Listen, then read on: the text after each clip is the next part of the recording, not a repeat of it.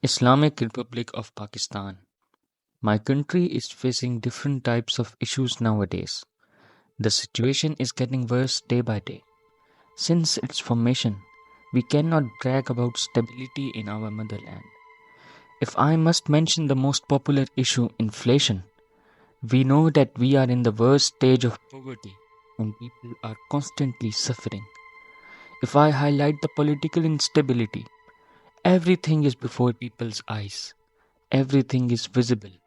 Protests all around the country bring nothing but chaos. These issues have brought this country down, taking its public down too. Alone, inflation has caused a lot of problems that we couldn't even imagine. Every other person is suffering from depression and having suicidal thoughts. Only our wealthy people has managed to escape from this merciless economic assault. The financial situation of the country has never affected them directly. However, an already broke person is badly attacked by these rising prices on literally everything. A person who was eating food 2 times a day had to compromise on one. Same is my top sociological impacts of economic inequality in Pakistan. The first topic I'll discuss is the huge social difference. In Pakistan, contrast between poor and rich is immense. It does not just stop at money, but their intimate and social life is also different. An affluent person never experiences once in his entire life what the underprivileged goes through every day. And on the other side, a poor person does not even think of anything outside of his perimeters.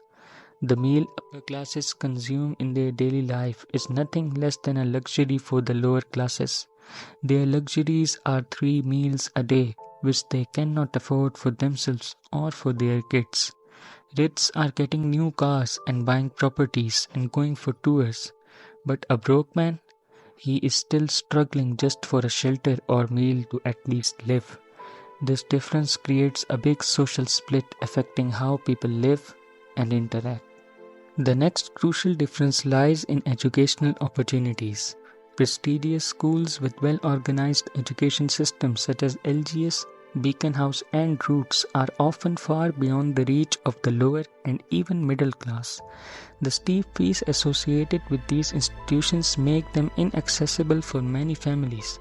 However, the real issue is not just the high cost. The bottom line of the problem is that government schools, which the poor can afford, suffer from weak educational systems and poor management. These schools often lack the necessary resources to provide a quality education. Without sufficient funding, trained teachers, and proper facilities, how can these schools effectively educate their students? While the rich enjoy access to high quality and expensive education, 44% of the kids aged between 5 to 16 are without schools in Pakistan. That makes around 22.8 million children.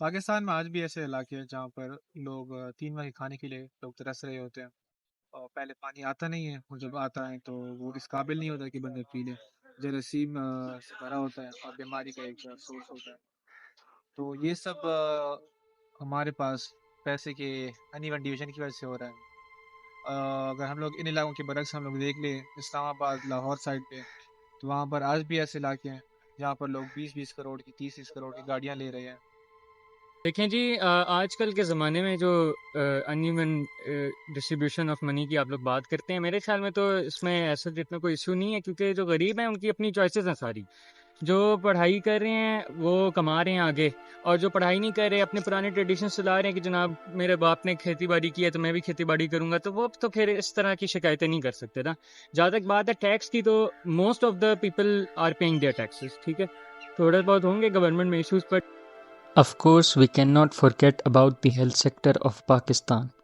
It is another aspect where the difference between rich and poor is so evident that we cannot ignore it.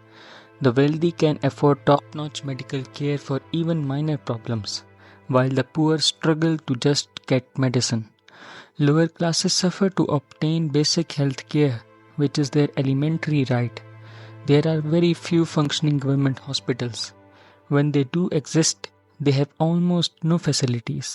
If they have facilities, the doctors are often not as professional as those in expensive hospitals like Shifa International, which can provide the best services, but the bill speaks loud too. Many people in rural areas suffer constantly from diseases.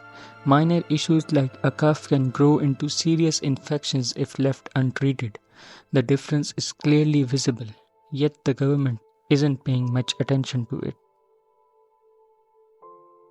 The disparities we see today in social status, educational opportunities, and health facilities do not have to define our future. Together, we have the power to bridge these gaps. By contributing our time, resources, and efforts, we can make a significant impact in each of these areas. Volunteering, supporting relevant organizations, and raising awareness are crucial steps towards a more equitable society. Every small act of kindness can create a ripple effect, leading to substantial changes. Let us be the catalysts for this transformation. By working together, we can ensure that everyone, regardless of their economic status, has access to social support, quality education, and essential healthcare. It's time to roll up our sleeves and make a difference. The future is bright, and with our collective efforts, we can illuminate it for all. Pakistan's heart, a troubled sea. Waves of hardship crash endlessly.